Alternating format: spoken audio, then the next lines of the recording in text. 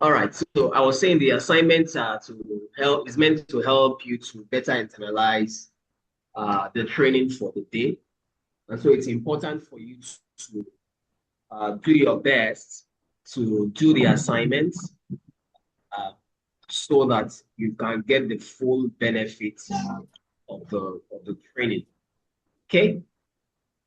So for today, before we go forward into today's class, I think I would like to hear some of you out, you know, on some of the feedback you have with respect to that assignment. Just take us through, what you're able to come up. Now, remember, like I told you in the last class, the essence of this first round of doing this business model is to help you think about your business, right? Right at the beginning of this program, right? And then at some point in the course of the program, you will have another opportunity to still work on this business model again. And then we'll compare what you had and what you have, as at that point in the program. But let's hear 2, 3 people, what you have, based on the assignment that was given out, so that we can, just discuss it.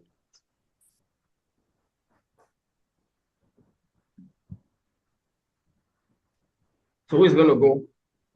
Who's gonna go for that? Who's gonna blaze the trail?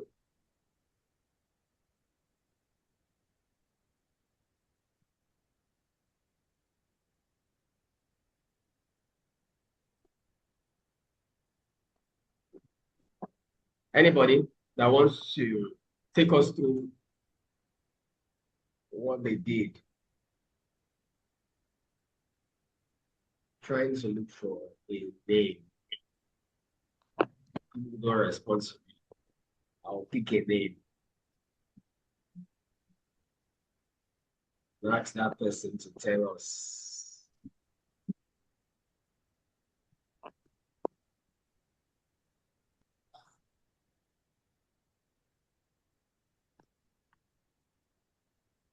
So who's going to quickly help? Who's going to quickly run us through what they did?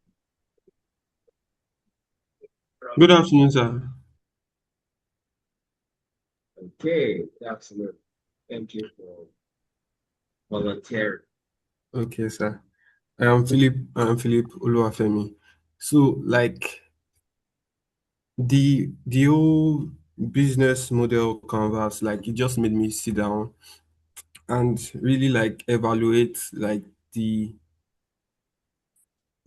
whole concept of the idea and break it down into like the various pieces. Like there were like different categories, like the costs, the key partners, the key activity, key resources. So like sitting down, having the canvas is like it gives you a bigger view. Like you think you have the whole idea, obviously, but when you want to break it down into pieces, once you start the whole process of breaking down into pieces, you get to understand the most important things to do, the most important things to fund if you get funds, the most important people you will need to kickstart your own idea or startup. So, like overall, I would So say can you mention from your own particular case for my to own say particular some of the case, things, some of your I would discoveries just specific to your business? I will say okay. I will say I'll just talk about key partners. Let me talk about key partners. So breaking it down, breaking the like trying to highlight the key partners made me realize the people that I actually need to focus on. Like, Mhm. how when you build an MVP, the smallest part of the product has to you need the key people, key parties in the smallest part for it to start with like the minimum viable product, like the smallest unit of the product. So it made me realize that most importantly, you obviously need your staffs or the developers. One, you need your customers. It's like it's automatic. You need them. You also need people that would fund, like investors. So like there are other key factors like, Investors, right? yeah, investors. Like there are other key factors like it is specific in my own case. There are like wholesalers, there are retailers, there are retail users, there are different sectors of people that you know that at the barest minimum they must exist for your whole business to survive. That's basically what I have to say. Okay. Were you able to come up with what is unique about your unique selling point? Yes, like yes, I was able to come up with it. In our what we were doing is we were basically aggregating like we're aggregating layers that have never been aggregated to a particular scale. In this, like in what we're doing, we're trying to it's like you have your whole supply chain, you have your whole value chain, and you want to bring it into one platform. That's basically what we're doing. So other competitors and existing other existing competitors, they've aggregated some part of it, but the whole supply chain is now aggregated into one. And it is not how we like is it efficient? Yes, let me use the word efficient. Because in the solution going I am working with and I'm bringing to the market, every every participant in the whole value chain, from the producers down to the consumers, would be on the platform. So it will be basically frictionless. You're not saying, okay, we've gotten the product. Now we're looking for who is going to install. They will start playing around and calling and calling. But this one is everything would be in place, no friction. Once you move from the delivery, you have somebody that's going to help you with the next stage of installation or follow up and repair, everything aggregated into just one platform. So that's our selling point. Sir. Mhm. All right. So your system is an aggregator system, right? You have both those who are the consumers and those who supply. They are all meeting on Supplier. a platform. You Yes, sir. provide a platform for them to connect or sell to each other. Yes, sir. Okay. All right. Thank you very much. Let me hear from Thank another you person. very much. Yeah, well done. Well done. Well done. I'm happy that this allowed you to think through your business, in a way that you probably haven't thought about it before. Okay. Who wants to go again? Um, Dorothy attended. Okay. All right. Good afternoon, everyone. Yes. So my business is called Shido Agritech. We are leveraging on technology What? to Shido Agritech. Okay. She do everything. Okay. Yes. So we are providing technology service to rural farmers, women. Hello. Yeah, go ahead. Go ahead. Okay. So we are providing technology services to rural women farmers in Benue State. And also we are helping them sell their products, that is between business to business and business to consumers. And so what we did yesterday was our business model with in the key partners.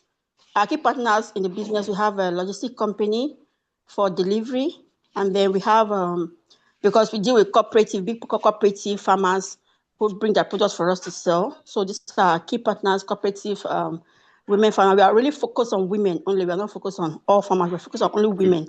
You understand? And then for our key activities, we have running the website, getting orders from consumer, because ours now it's not just people buying online. People will have a warehouse. People will have a place where people can walk in and also shop physically for food, because you're selling food items, right? You understand? So that's what we have. And then also making deliveries to customers, and then maybe people order from us. And then we are doing, because we do soil testing, and we visit farmers in their farms to check their farms and to also recommend the best crops and also climate issues that is affecting them in their communities. So these are our key activities that we are doing in our own company. And then our value proposition, we are still working on it, but because we have not come up with something that is very, very unique, but we just we'll say we're bringing the gap between farmers and consumers for now. That's what we are using for now, but we are still working around it and all that. And then for our customer relationship, for customers who purchase from us, at the end of the year, we have, when we look at how many orders you've taken from us, we have incentive for them. Maybe at the end of the year, we get to give them gifts, you understand, for shopping with us, from buying from us. And also what we are doing also is that we have our agents who are students who are working with us, who order food items from us. So when the students order from us and we deliver, the students get paid. That way we are empowering young people in school, you understand, to have something doing. So for those students now, the customers that they've been ordering for, that is buying through us for, we also get to give them something at the end of the year too. So that is what the customer relationship we've been building. And then for our revenue stream, we have do we have revenue stream on the document? Have you? So for okay, so our revenue stream, we are doing consulting work, and then we have equipment that people come to hire, farmers hire for a fee to use in their farm, and then we come and we invite us to student training on climate smart agriculture and all that. So these are the areas that we generate revenue. People buy products, food items from us and all that. So that is the way which we generate revenue. And then we have cooperative that people, before you register, to be a member of our cooperative, so that all the activities we have, you can benefit from it. And then we'll talk about customer segment. Customer segment are people that are paying customers, people who are actually you are making profit from. So we have the cooperative who are invited that engaging our services of consultancy, of training them and soil testing. And then we have our consumers who buy items from us, both the people who shop online and working customers. And then what are the channels we use? Since some of our customers are not really, it's not all that are tech savvy, but we also make sure that they come, apart from coming online, people go through WhatsApp channels to buy from us, and then through our social media, people go through that channels to buy food items from us. So I think that is basically what we have. I think I didn't leave anything out. So that is what we've been able to do. Thank you. Thank you very much. That was quite detailed. Yeah, well done. Well done. I want to believe that before you are done with this session or this entire training, you will have been able to clearly, identify your value proposition in such a way that it's going to stand out. But that was a lot. Well done. Well done. Well done. All right, let's hear from Jason. Yes, Jason, please. Okay. Let's hear from you.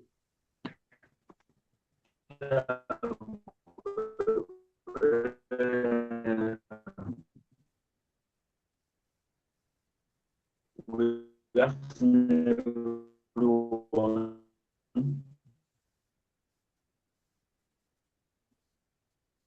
Oh, okay. Hello, sir. Looks like there's a problem with your network. Hello? Hello? Can you hear me now? Hello? Okay, please go ahead. You can increase your volume a little bit. Hello?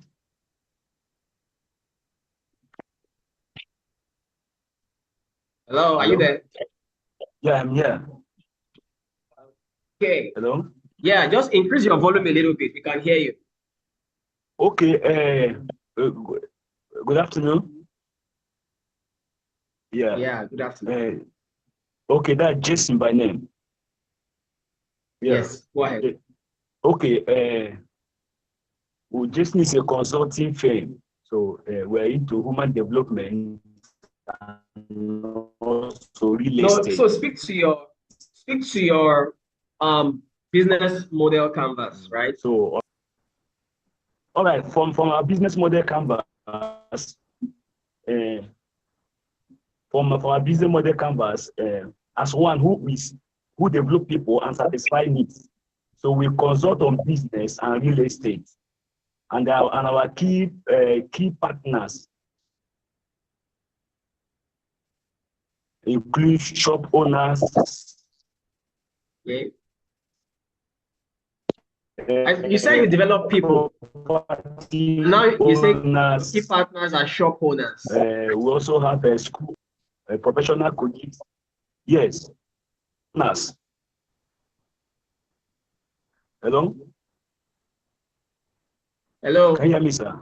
You say your key Yeah, I can hear partners you. are shop owners. I thought I heard you say your key partners are shop owners. So I was wondering if what you do is people development. Are shop owners, how are they your key partners? That is business owners. Business Okay, business owners. Oh, okay. People that are owners. We also have a professional colleagues. Okay, Who also in the same business. Go ahead.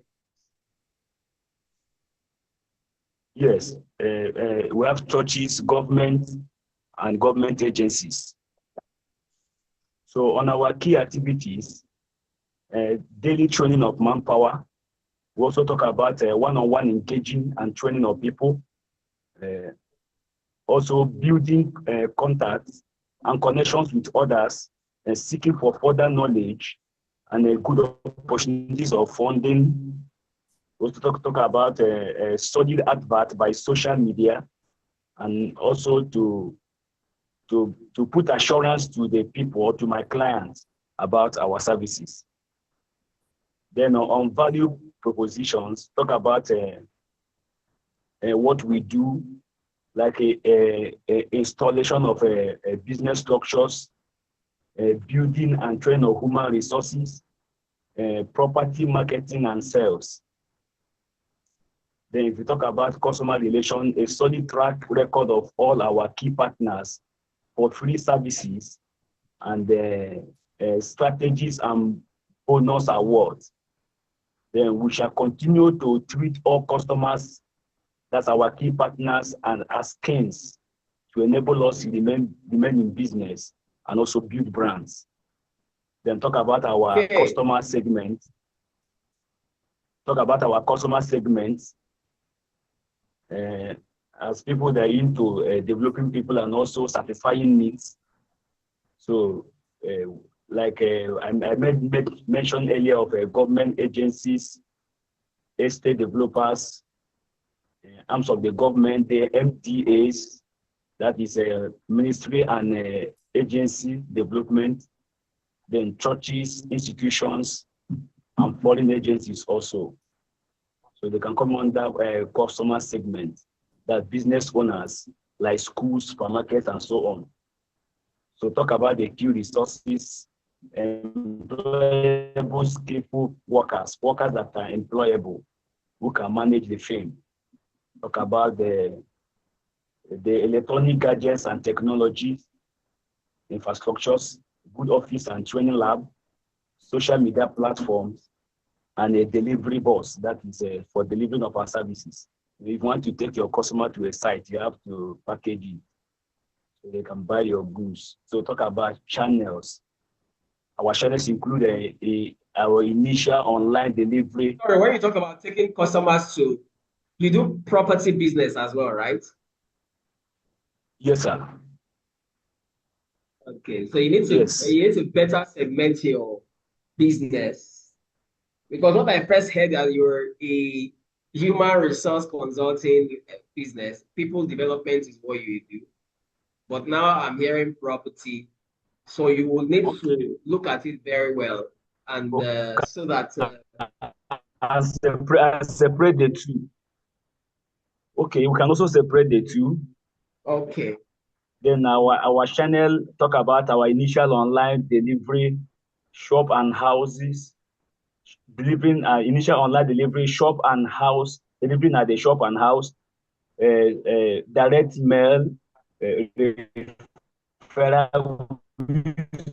referral and proposals to talk about the line delivery, delivering at shop and houses, delivery, direct mail, referral, proposal, and on-site, and also networking. Then coming down to our cost structure. Our cost structure include online advert, system maintenance, phone calls, fueling of generators, printing, refilling of printing ink, that is maintenance of the office, buying and printing of papers, transportation, training materials, something like incentives or salaries and transportation. Okay, I mentioned transportation. And rent also. Then talk about our revenue stream, talk about our human resource consultancy, training services, speaking engagement, mentorship, training materials, online and offline sales, property sales with land banking, career counseling, and etc. All right. So I think thank you very much. We can stop there. But I'd like to point that you seem to be doing quite a number of things, right? That you may want to, yeah, although sometimes you have businesses and then they are doing quite a number of things, but it helps to segment your business in such that is the similar services that you put together into a particular business. Yes, of course, your business could have multiple, you could have different ideas, right? There's nothing bad in that, right? But at the point, it's important to isolate each and every one of them and let each one face a particular kind of problem, right? One of the reasons why you see organizations that they have a group of companies is because you want a particular company to focus on solving a particular kind of problem. It could have several legs, but they'll be related problems, right? And that's why you would have a bank. They have an insurance arm that is focused on insurance, right? Then they have a stockbroking arm that is focused on stockbroking. They have a pension arm that is focused on pension management. You understand? So it's important to dissect and make sure that, especially when you are presenting your stuff for competitions like this, it's important to be very specific as to the domain of problem that you are trying to solve. All right, thank you so much for sharing with us, for those of you that have shared with us. Yeah, I'm happy that at least you took some time to review the learnings and to at least document those things. The way to internalize whatever you are learning is to, learning by doing, right? And that's what we're going to be doing here. We're going to be learning by doing, not talking so much and not practicing, what we are saying. So I'm going to share my screen now. I'll talk a little bit about this program once again. And then before I then go into what we are doing today. So I'll be sharing my screen here. Okay.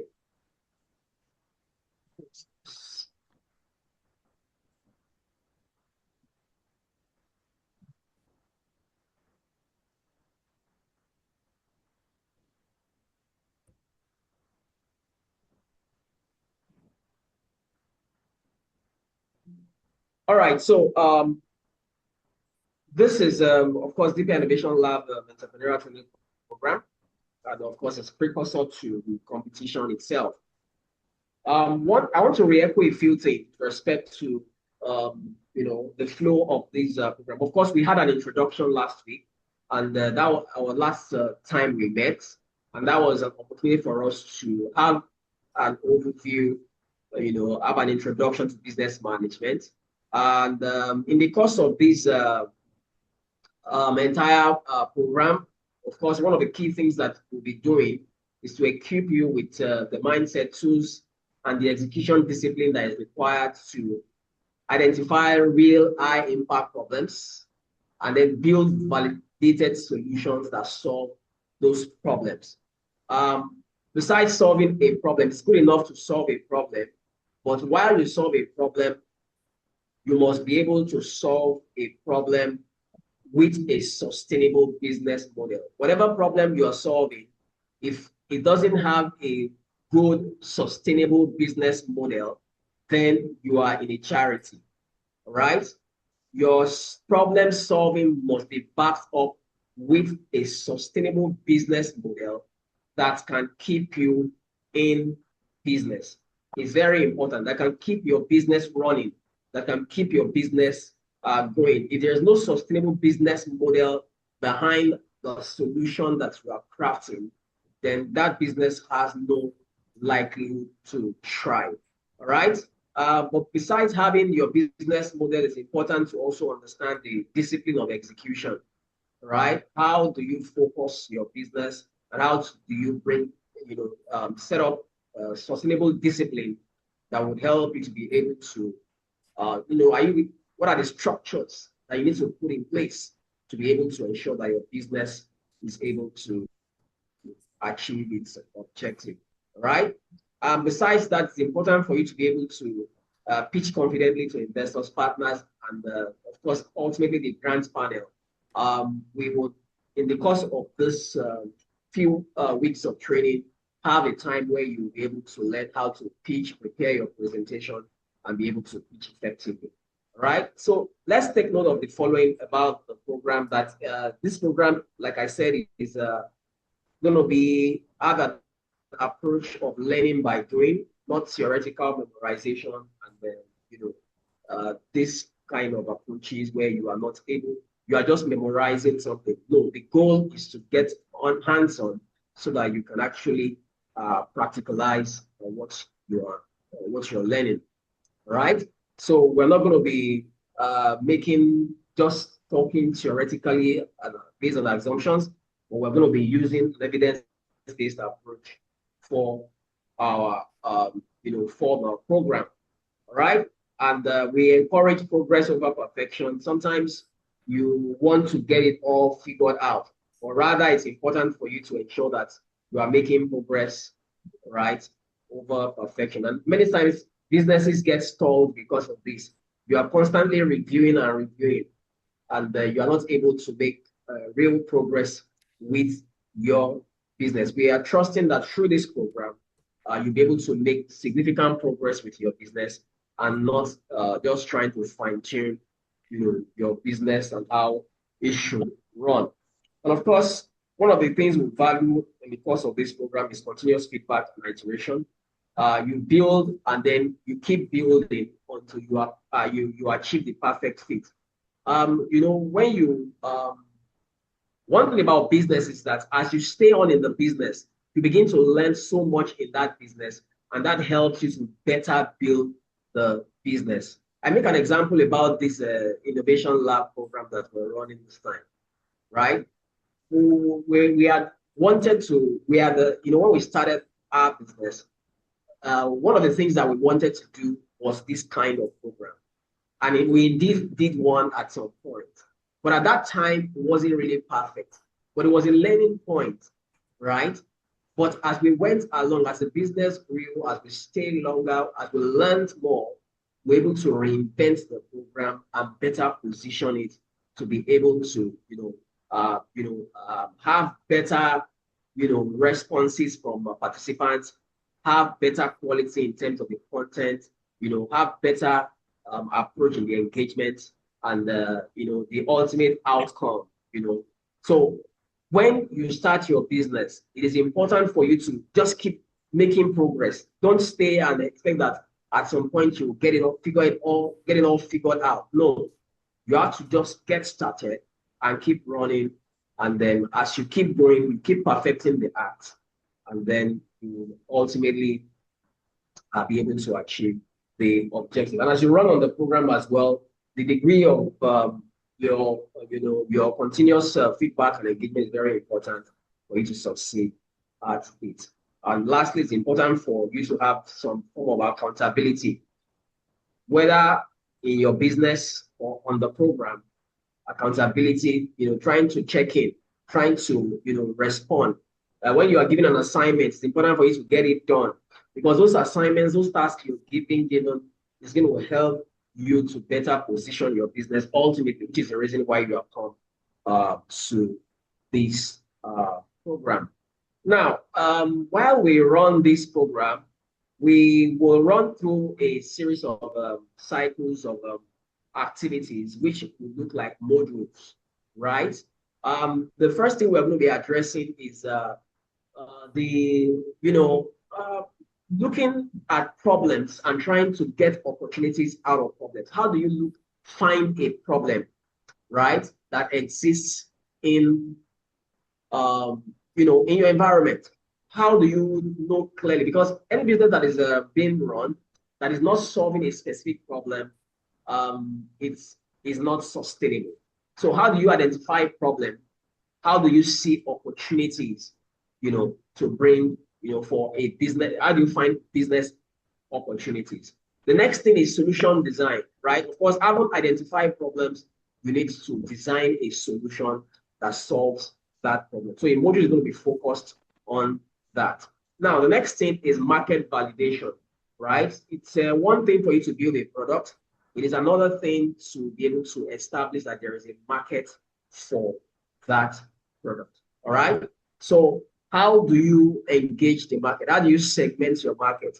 How do you know your customers? How do you figure out and be able to properly check that your problem is solving a problem that is needed, right, by certain groups of people, who are in your customer segment, all right? And then we look at business model, right? So like I mentioned to you, we're going to still look at this business model at some point in the course of the program, so that by the time you have learned how to identify a problem, how to design a solution, how to validate a market, then, you'll then look at how, can you put in place your revenue model and your cost structures and ensure that your business is a sustainable one. And then we look at execution, and that's going to be talking about some of the features around the operations, managing your operations, people, and setting up your business properly to be able to achieve your objective. And then in the course of this session, we'll also look at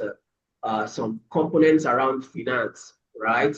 What are some of the numbers that you need to know so that you can effectively run your business? And of course, lastly, we're going to be having a time where you will, spend some time in the class to learn how to prepare and refine your pitch, so that because that the end game of all this program as well, besides growing your business, because we envisage that the learnings you are going to take from this training is going to take your business from a point A to a point B. But of course, besides that, one of the reasons why you join this program as well is because you want to be one of those who are going to be able to ultimately be selected to get into the data innovation and maybe ultimately be the grand winner of the prize that we have set. And so learning how to pitch, to make your presentation is very important if you're able to be one of those winners. So at the end of the program, you submit a pitch, and then you of course post a short video pitch and presentation that will be reviewed by a like somebody is talking, right? That'll be reviewed by a panel. Chidimere, you can look at the person and mute, right? So I would like you to just give us your full attention, commitment, and focus on the program, and you will certainly have no regrets that you came on this program. All right, right now we go to module, the first major module on this program. That's from problem to opportunity. How do you think about a problem? How do you convert a problem to an opportunity? Why do we even need to talk about problems? Talking about business, right? Talking about setting up businesses. Why are we talking about problems, right? Great startups actually start with problems. If you have not been able to identify a pain point or a problem, you might not, you haven't really started, talking about running a business. All right. So the first thing you need to do is that you need to be able to identify a problem. If you talk about ideas, many people have ideas, right? Many people have ideas, and unfortunately, many people are just building in the sky things that people don't need. All right. So it's not about just having an idea. You might have submitted an idea.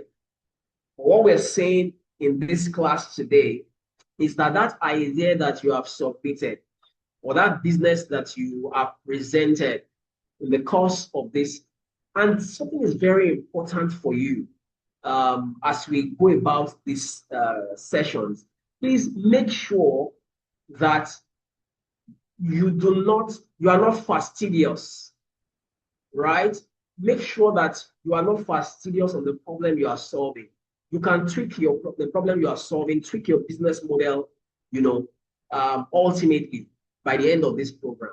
We are not going to be judging you that this is what you submitted and this is what must come out as the outcome. So I want you to be open-minded and make sure that wherever you find out that you need to, adjust a little bit what you thought you were doing before, feel free to adjust it, because we want to make sure that by the time you are leaving this class, all right, this session, you will have something that you can say that, I'm really solving a problem. Now, the competition will now be whose problem, which problem has greater scale, right? And then, that probably will eventually be. But I want everybody who has come to this class to be able to ensure that by the time we are done with this program, they are solving a real problem. All right, so ideas are abundant, but real problems are scarce. I mean, people solving real problems are scarce. But why is it important to focus on the problems, to identify the problems? Investors fund solutions to painful problems. All right. So if anybody's going to put their money in whatever you're doing to support you and to help, to support the business, or to even for customers to even buy anything, a problem is important that a problem is being solved. And the truth is that really strong problems, real problems, they create strong demand. Right? If your problem is really solving a problem, your business is really solving a problem, you will naturally find a demand for the business. People are going to be asking for that product or service. All right? But weak problems lead to weak businesses, right? If you look at something and then you say that you present a business case that people are not really interested in, all right? You find out that ultimately that business will be sustainable. There are times that people set up a business and think that there is a need in that area, but they find out that demand suddenly wanes, right? Because the concentration of demand in that area is very minimal. Say, for example, somebody wants to sell luxury goods, right? You want to sell a Rolls Royce, right? And you think that there is a particular need for that, vehicle, right? And then you go and set up shop in Badagry, right? Maybe in an interior part. And then because you have seen a few people that they came on holiday in that place, and you thought that that place has a bunch of people who are able to buy. You probably went there during December, some people came home for Christmas, and then you think that I can see some good well-to-do, like appears there are some well-to-do people around here. You have not carefully looked at the problem you are trying to solve, because that thing you saw was just a temporary thing. Those people are only there for a few days. And by the time, that demand is going to be just for that December period. By the time it's January and they all travel back, you won't have that kind of people in that place anymore. So it's important to, check the problem that you're trying to solve and be sure that it's one that has a sustainable and strong demand. All right. So how do you know a problem that is a real problem? Now, remember, this is the real focus of our class today, on how to identify real problems. So we're going to have an assignment that's going to speak to this, so that by the time you are going to be able to clearly articulate what problem your business is really trying to solve. Now, real problems are experienced frequently. All right, that means, many times over and over, that thing continues to resurface. If you talk about the problem of if you're doing a food business, people always eat. There's always hunger. Even if you eat in the morning, right? The next moment you are hungry again, right? That's a problem that is a persistent problem that is always there. Sometimes people have a challenge with moving items, the logistics of buying and transporting items. That problem is always there. Whoever can solve it efficiently will always continue to make money. All right. So a real problem is experienced frequently. All right.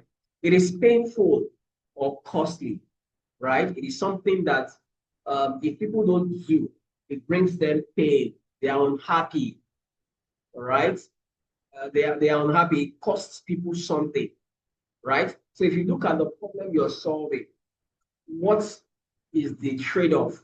If you are not there, will the people feel that they are missing anything? Okay? Your target market, if you are not there, will there be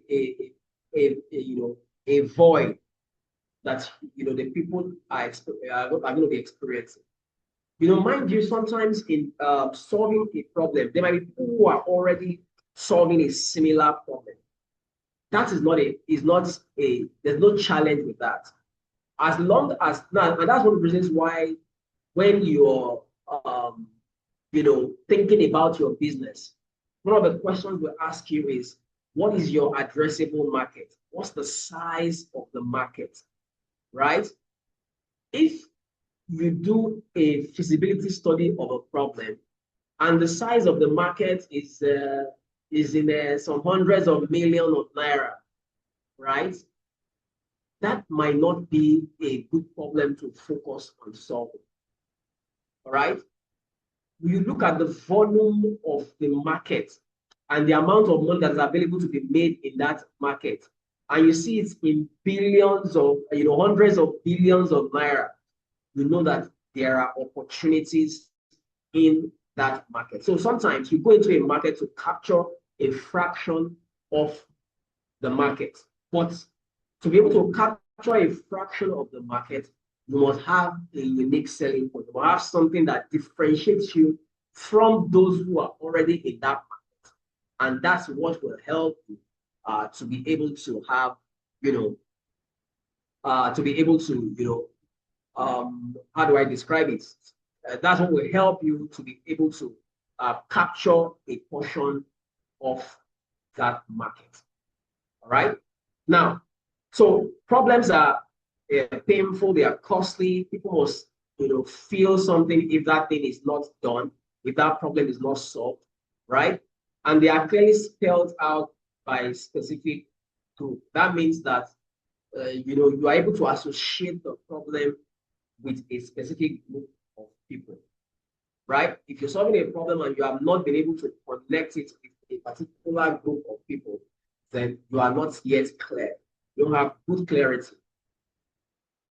about that problem. All right. And then for a real problem, people are actively seeking solution to the problem.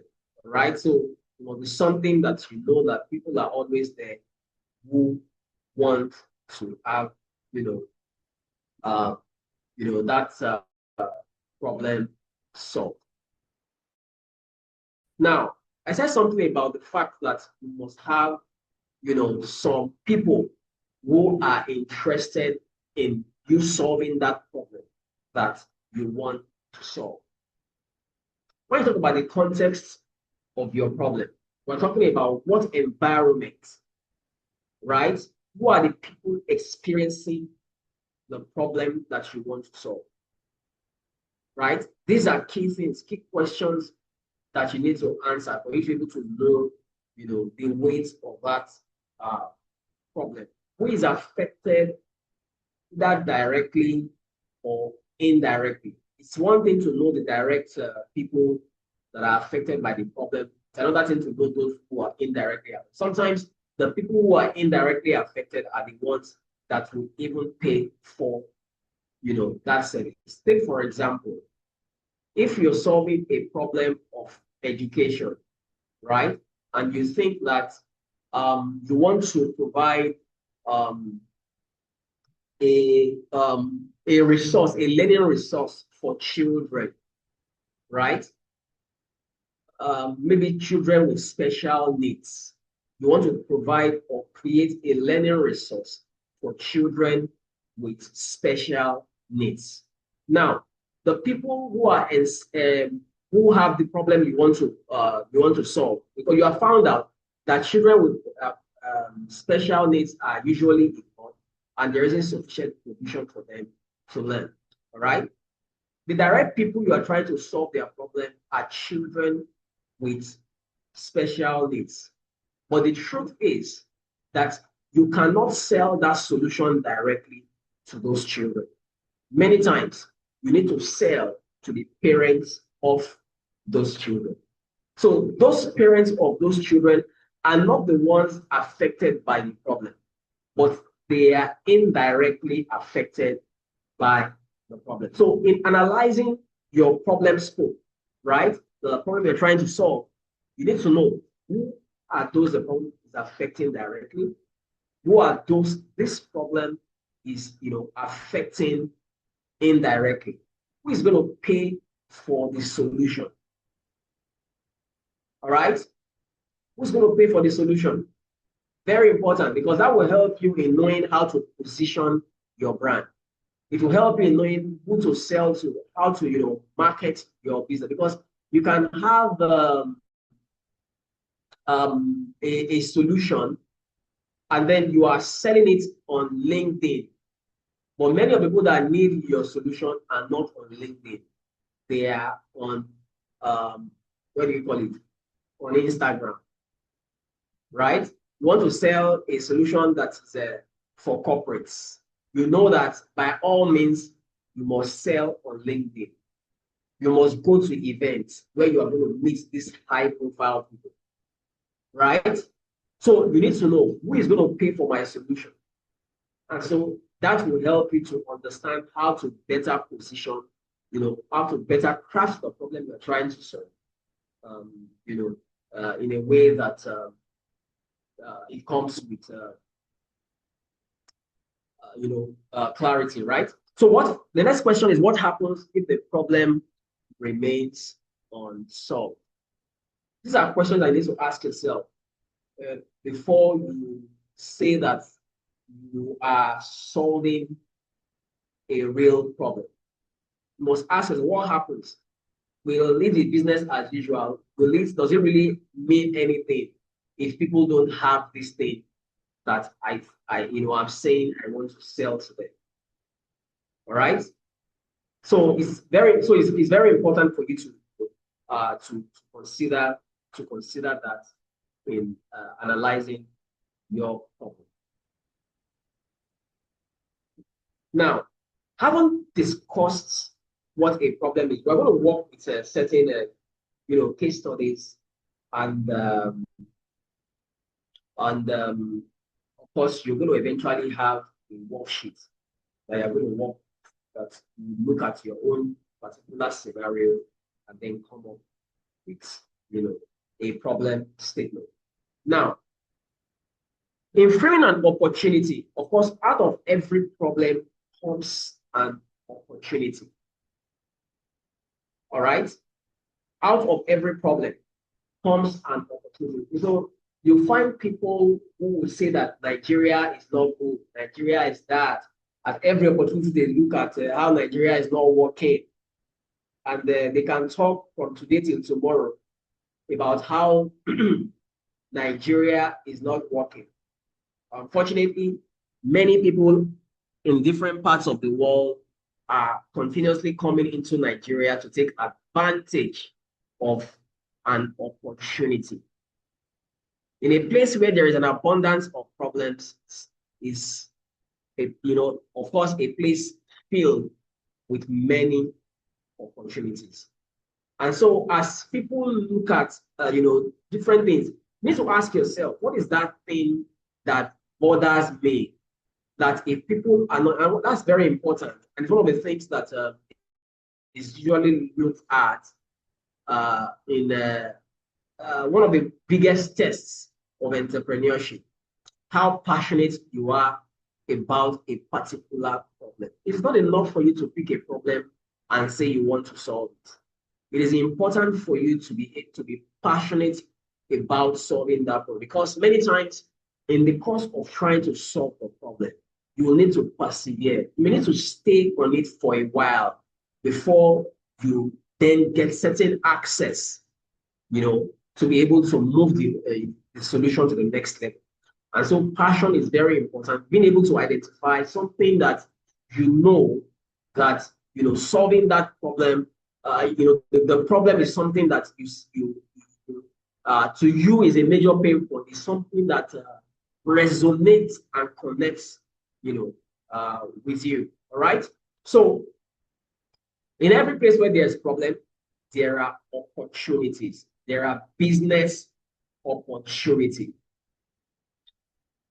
So when everybody is complaining, right, about a particular, challenge, people are saying that farmers, when farmers make their or produce their goods, those goods get spoiled in the market, and so farmers are not getting maximum benefit, right, from the work they are doing as farmers, right?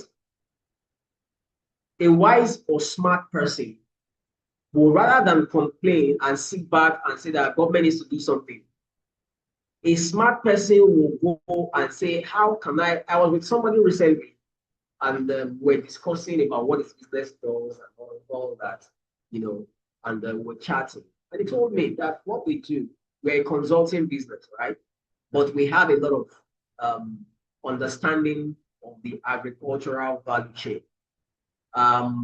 We go to farmers, right? We also have off-takers, people that need their products.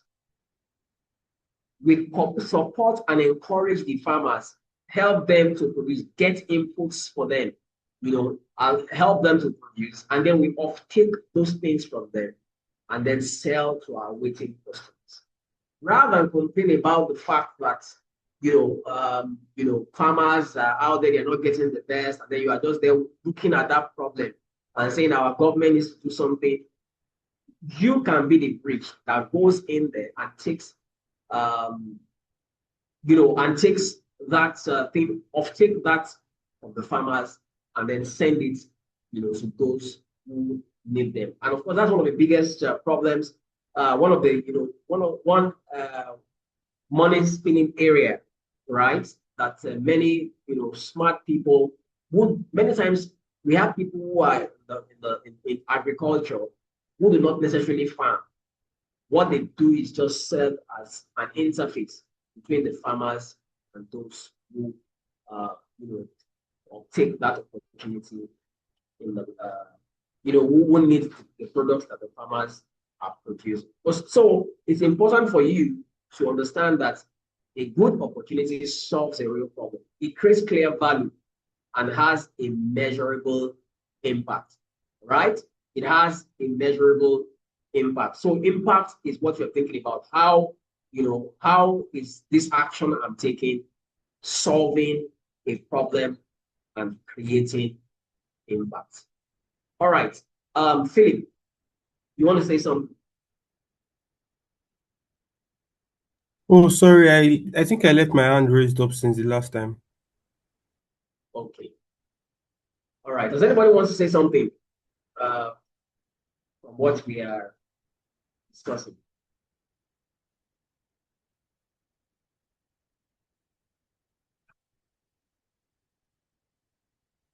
Okay. All right. So one other thing that you need to note is that your problem, or when you say you have an opportunity in solving a particular problem, it's important for you to know that that opportunity must be able to grow beyond one customer. We are not talking of a solution that you just, you solve that problem for 1, 2, 3, 5 people, and then there is no market. And that's why one of the things that's usually tested in your business is it scalable? Is it a solution that can grow, that has a lot of market access, that has more, multitudes of people who are waiting, for the same problem to be solved? That's very important. It's an important, the scalability question is an important question that everybody needs to answer if you will say that you have found a problem to solve. How many people need that thing that you think that you can provide, right? How many people need that thing that you think that you can provide? So that's a very important thing for you to consider, for you to really say you're solving a problem. Now, we're going to take a case study, all right? And then you will have an activity that you're going to work with.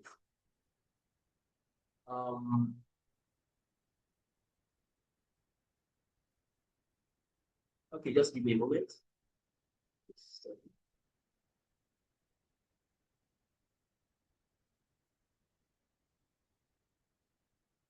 All right.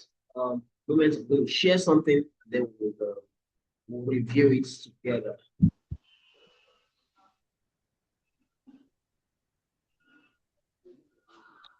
While I'm trying to share that, is there any question? Anybody has any question from what I've been said so far?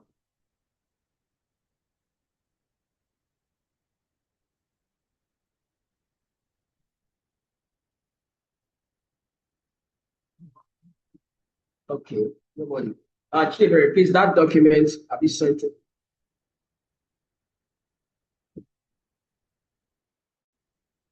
All right. So let's get started.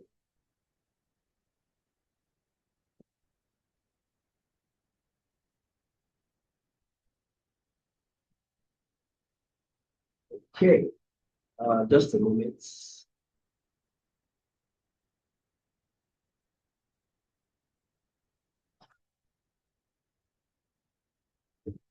So this case study is going to be shared with you once we have discussed it as well. And then you will have an activity that will be shared as well.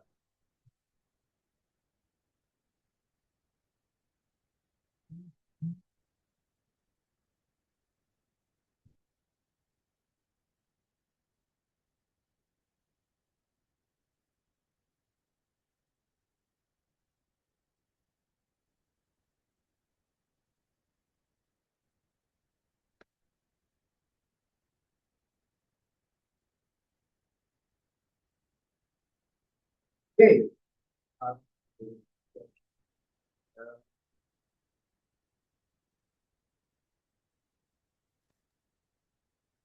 All right. So we're going to take a case study of somebody of the business and how it is solving problem.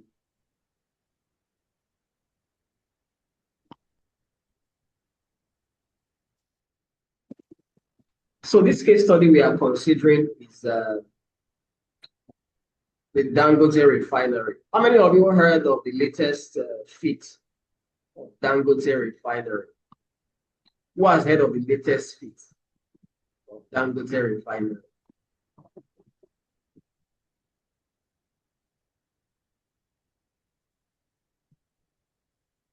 Have you heard of the latest feat?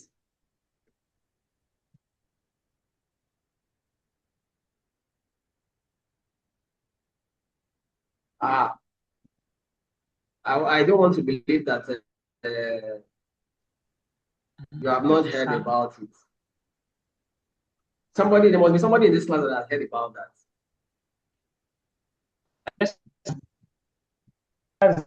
that. Becoming the first in the world to run at full capacity.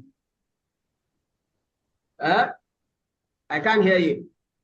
That's becoming the first in the world to run at full capacity. The first in the world to do what?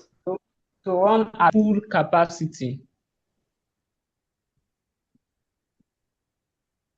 Okay. No, it's not to full capacity.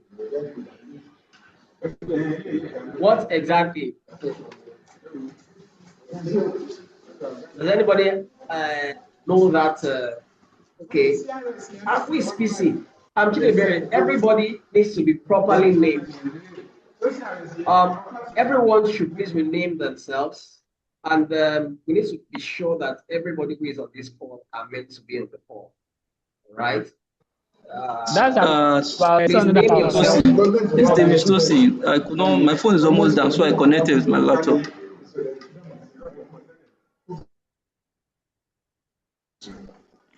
Okay, PC. Who is PC?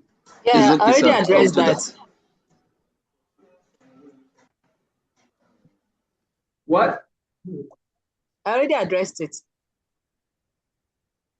Okay. Okay. So PC, please name yourself properly. All right. I hope you know you are the person whose hand is raised up. I hope you know you are named as PC.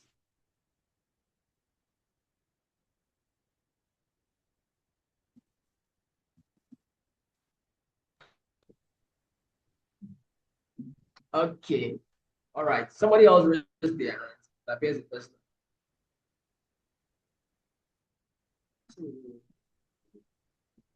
PC, if you don't name yourself properly, you're going to be put in the waiting room. Okay.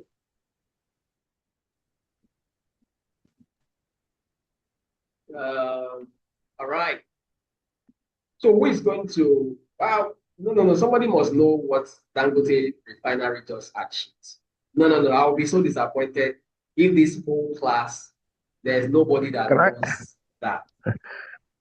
I would like to say something. Okay. So it's actually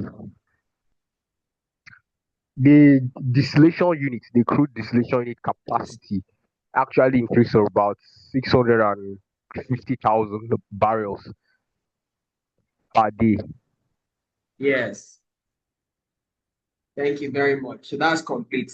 So they now have the capacity to do 650,000 barrels per day. The refinery was initially built to, do 650,000 barrels per day of refined products.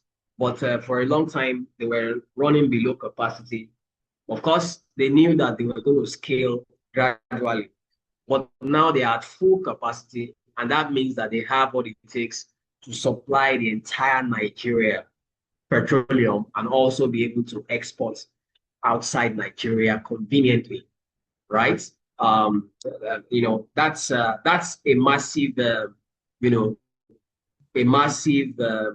what do you call it? Market disruption. People who have been in that place who have been importing for many years, right? But here we are, a man coming into the market and completely changing it. All right. So Nigeria is one of the largest food oil producers, yet for decades, we have relied heavily on imports, importing refined products due to underperforming refineries. And this created false scarcity, price instability, and pressure on foreign exchange. Aliko Dangote identified a structural national problem. And what are these problems? Right? We have massive food production, but in the same vein, we have heavy importation of refined products.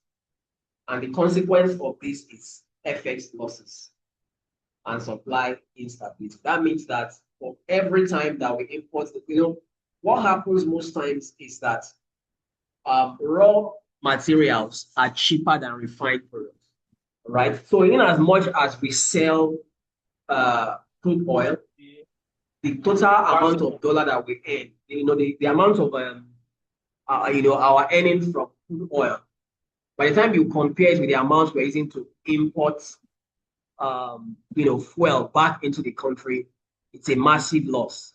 There's heavy demand on our foreign currency because these guys who are importing need the dollar to be able to import this. And of course, one of the things with the heaviest amount of spending is energy, right? And so there's a constant pressure on the naira, and that's why the naira can never, for a long time, has found it very difficult to be stable because there are activities that are sponsoring a lot of demand, for the dollar. But this man figured that if he comes in now, the beauty about this problem he's trying to solve is that he's helping even the government. And that's why the government has no choice than to support him. Tinubu is going to tell you that when I came in, I floated the naira, so the naira went up. But I also implemented policies that brought down the price of the naira back. So when Tinubu floated the naira, right, the naira went to as far as 1,500 naira to a dollar. And that was intentional because the naira needed to find its original, its real value. So they left the naira to float and to find its real value, subjecting it to the laws of demand and supply, right? So the naira, based on demand and supply, got to that point where it was 1,500 naira to a dollar. It's simply a reflection of something that we do a lot of heavy importation, relying on foreign exchange a lot. So when a country depends so much, and there is your currency is chasing so much of another currency, the difference between your currency and that currency begins to widen. And so they left the naira and allowed it to find its balance. And so it went to 1,500 naira.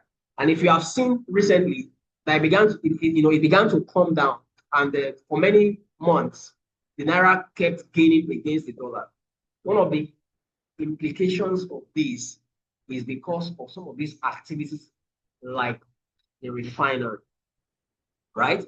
So if before Nigeria was importing fuel with maybe $1 billion, right? Maybe every month we import fuel worth $1 billion. If I'm citing an example now, these are not the exact numbers. Say we import fuel worth $1 billion every month. That means $1 billion times the 1,500, about 1 trillion naira is going to be chasing $1 billion every month.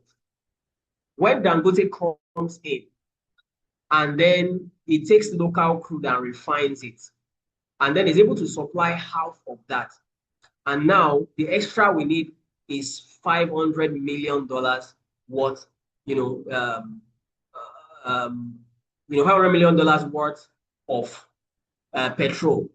That means the amount of dollar that we are chasing has reduced.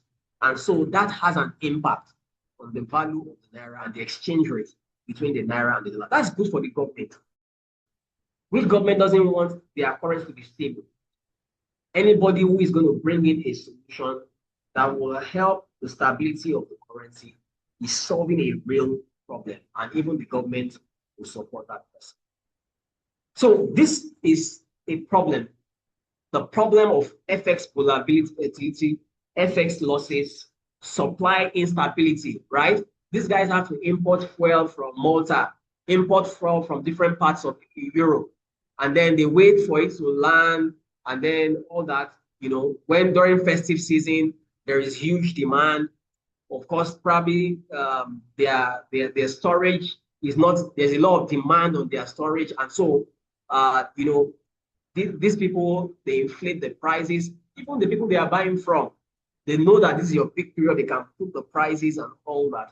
And so all those instability are the things that this guy came to solve. So these are real problems that everybody can see. All right. So the opportunity was not just to build a refinery. It didn't just say that it's fanciful to build a refinery. I want to build a refinery. Right? It wasn't just about building a refinery. This is what many of us do.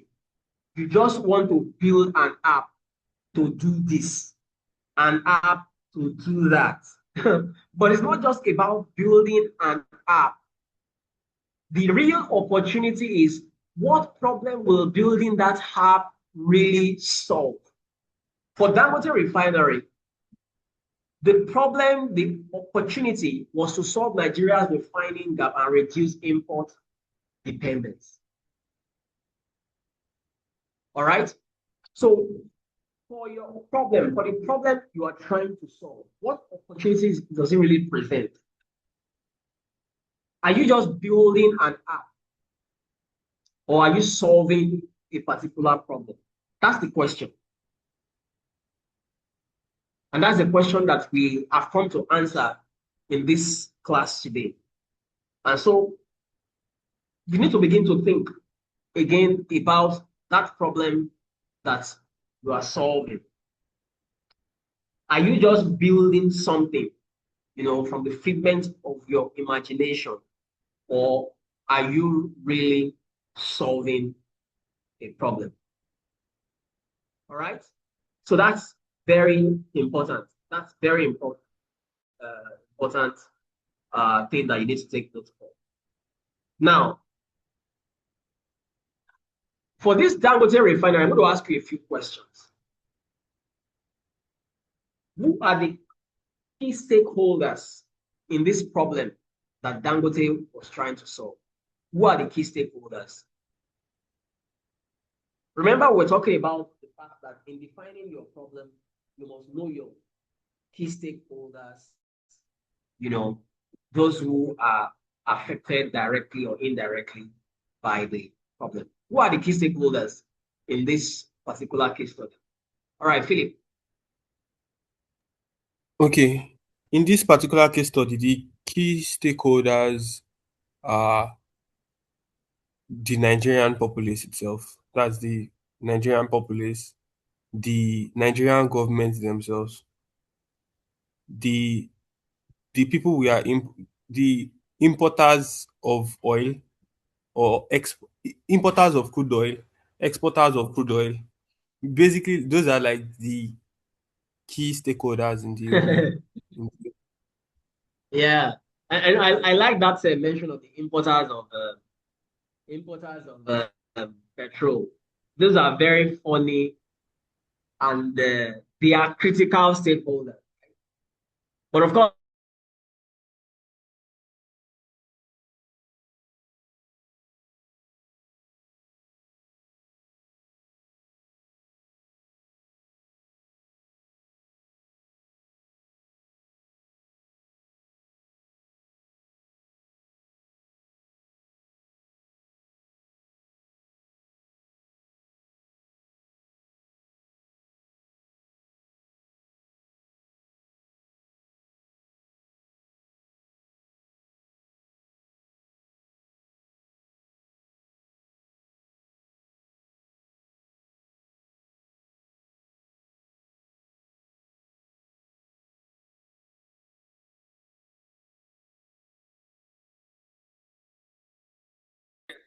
sorry, I think I I lost the internet for a bit. So the key stakeholders, right? They involve of course. So when you said the Nigerian people, I rather say those who, yeah, maybe in more clearer terms, we're talking about those who are vehicle owners. You'll be talking about, yeah, very large extent. Normally, although the problem of energy somehow has a ripple effect on everybody, right? Because when people ultimately, um, how much people get fuel and how easily they get fuel ultimately affects the price of goods and services in the market. Okay, so the Nigerian mentioned those who import fuel, they are major stakeholders. And then, Dangote came prepared to deal with those people because he knew how deadly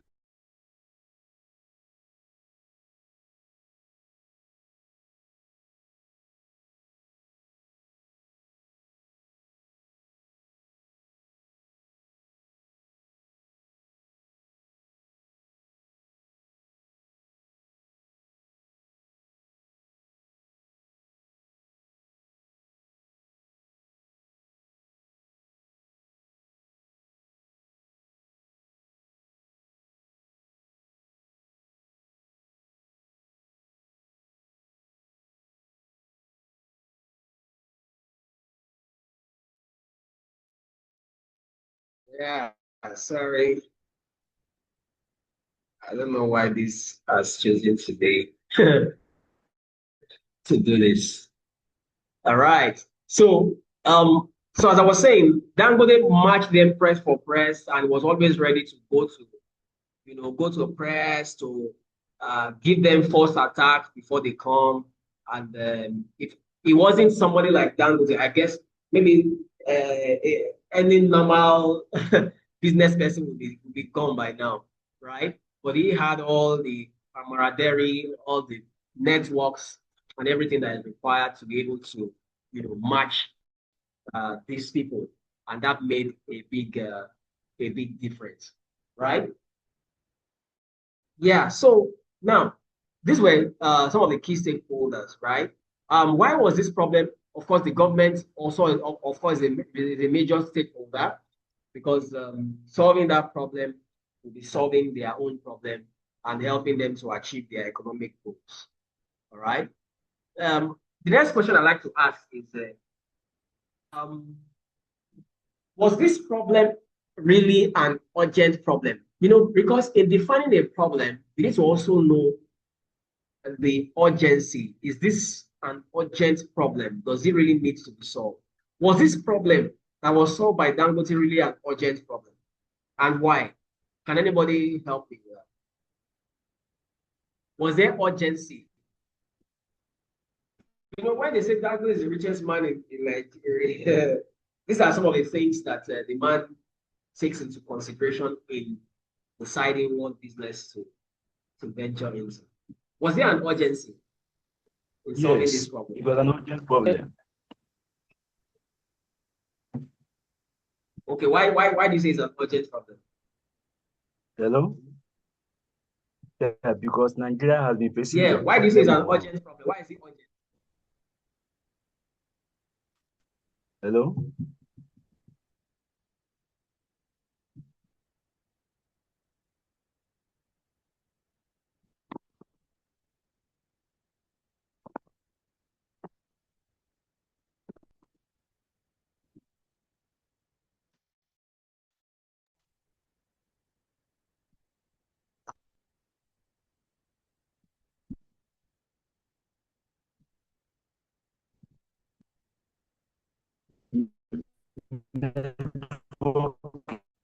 Yeah, sorry. Just noticed I think there was a device that was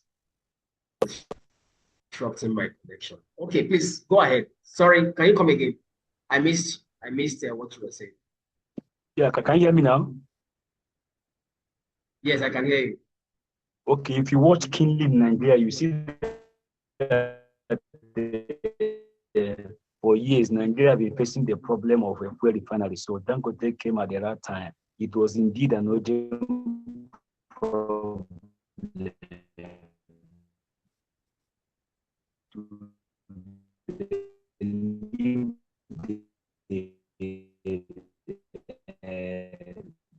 Okay, is it my end or from him? And then about the other person hearing fuel refining clearly? out to refine it and also empty. So it really came at the right. Yeah, I think it's from inside. Now,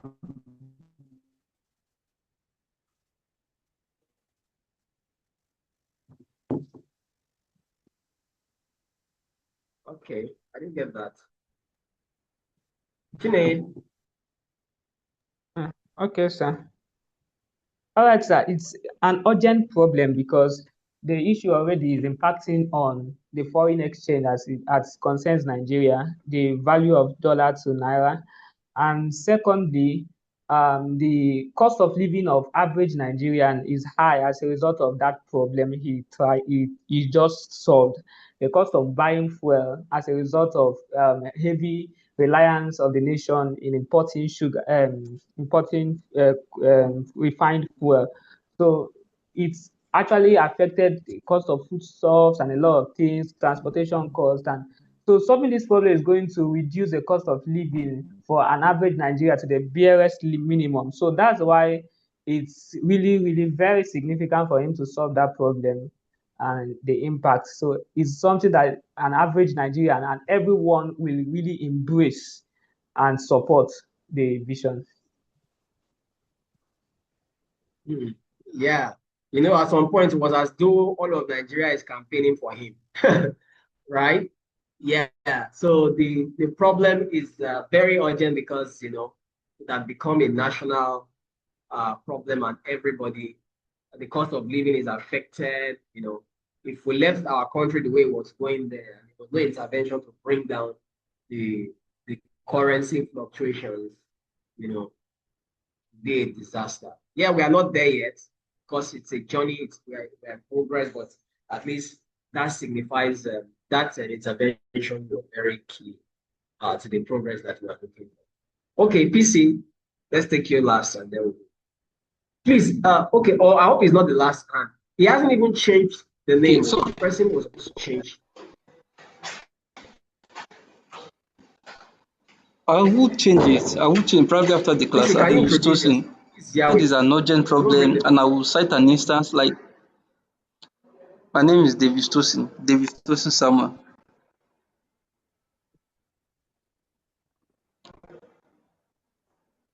My name is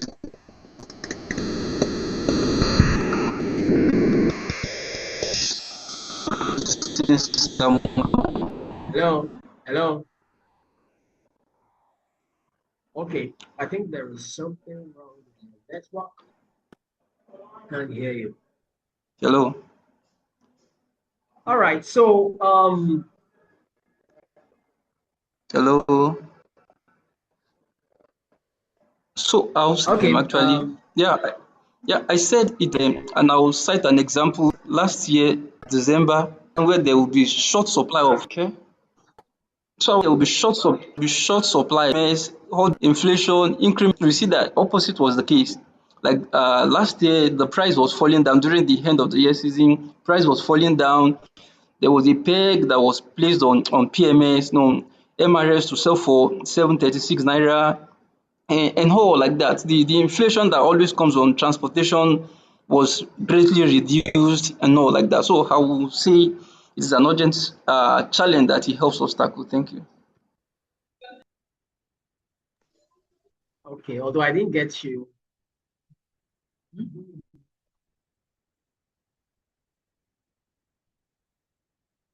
Although I didn't get most of the things that you said. Um,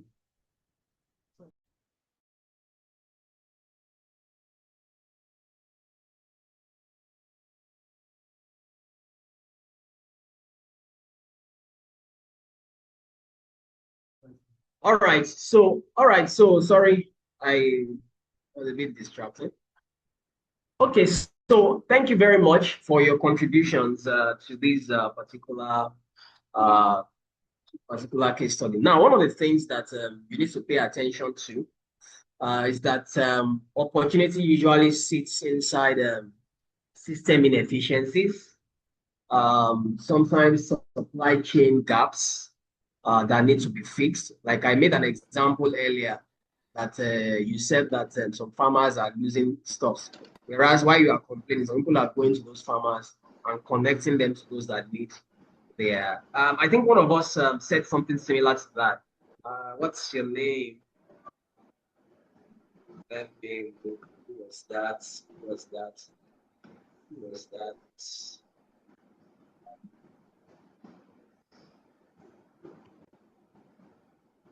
Okay, I hope she didn't leave the call, right? I know that somebody that spoke earlier spoke Okay, that's me. to this kind of problem that they are solving. Okay, I can't see her on the call.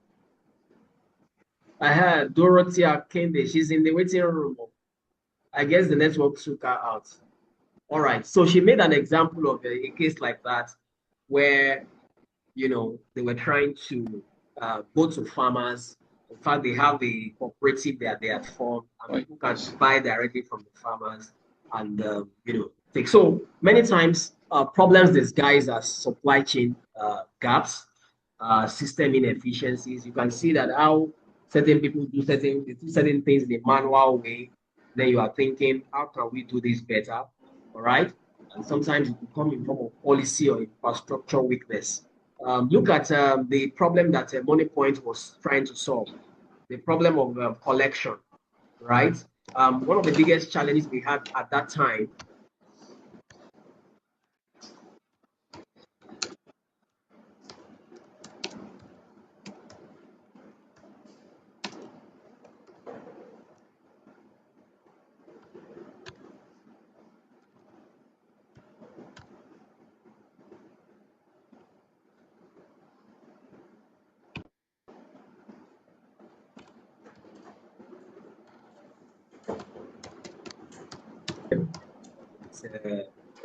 just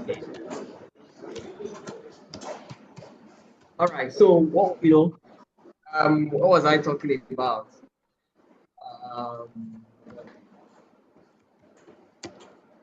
Money point. Money point. How did I miss that? Somebody remind me what I was talking about. Money point and the problem they were trying to solve. Yes, Money Point.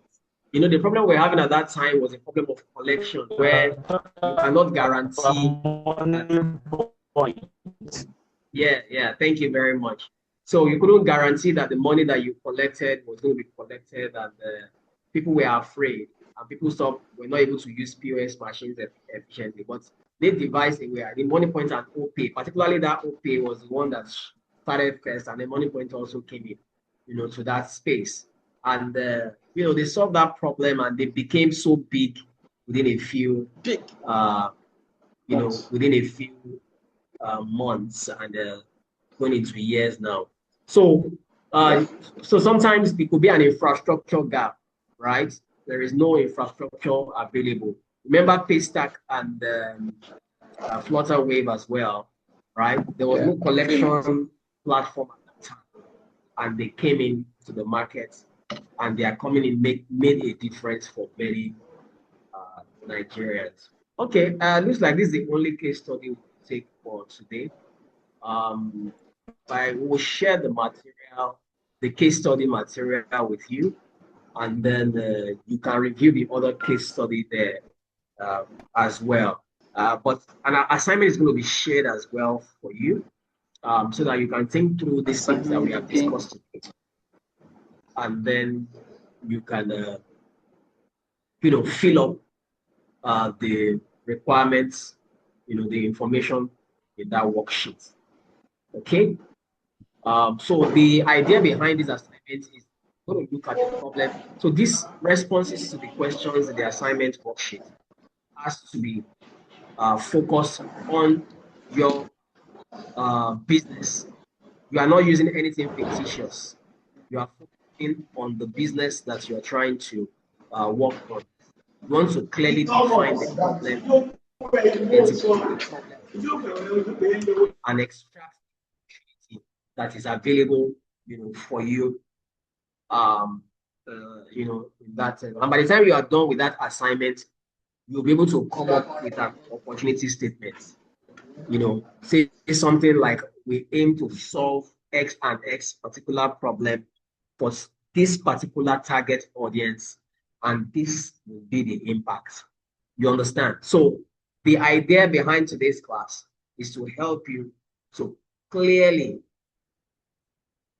yes, attendance link has been posted. You'll be able to just copy the link, keep it somewhere, and then you can or just click on the link, and then you can fill in your attendance. So the assignment is going to be posted as well, and then you will be able to think through the problem you're trying to solve, the opportunity that is available for you, and then you'll be able to come up with an opportunity statement that will help you to then begin to think about your solution and how your solution.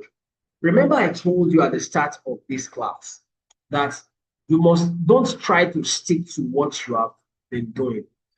It would require a little pan-editing, a little editing, right? By the time you clearly define your problem, right? Don't shy away from that if there is a need to do a bit of tweaking or adjustment to what you're doing. Remember, when you're don't try to solve too many problems at the same time, right? I think I passed that comment to Jason earlier. Don't try to solve too many problems at the same time. Make sure that the problem you are trying to solve is clear and is distinct and has an impact that is measurable and is scalable, right? It's not a problem that you only solve for one person today and that's the end. It's a problem that you can solve and you can keep solving for a lot of people. That's very important in arriving at your problem statements. All right. Thank you very much for your time. I think we are already out of time. Thank you for coming to the class. If there's any question, any comment, you can take a few and then we'll close the class.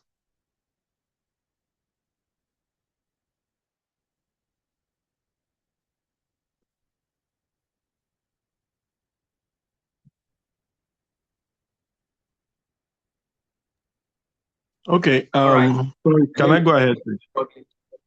Yes, Yes, go ahead. I don't. Yeah. Since attendance is compulsory, I thought to quickly ask. I was around on Tuesday, but I didn't fill out the form. I didn't know there was a form posted on the chat box. So I don't know if there is a remedy to that. Okay, and just reach out to Chidebere. Chidebere, there's a process for things like this now. Once you pass, but I think I saw Chinedu on the call last Tuesday. So Chidebere, it was announced that day for them to fill their name. It was announced now. I missed it too, but I was present.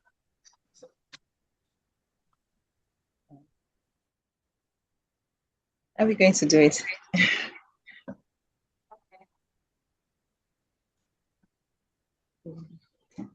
You didn't hear when it was announced that day? No, I didn't. I think maybe I don't know if it was towards the end. I thought people were asking questions, so I wasn't paying much attention. I don't know. I missed it anyways. But I was present. I answered blue ocean, red ocean question that day. Okay, I'll have to go and check the recordings and verify. Okay. Thank you. I'm sure you verify I was there. Okay. All right. Any other question? Any other comments?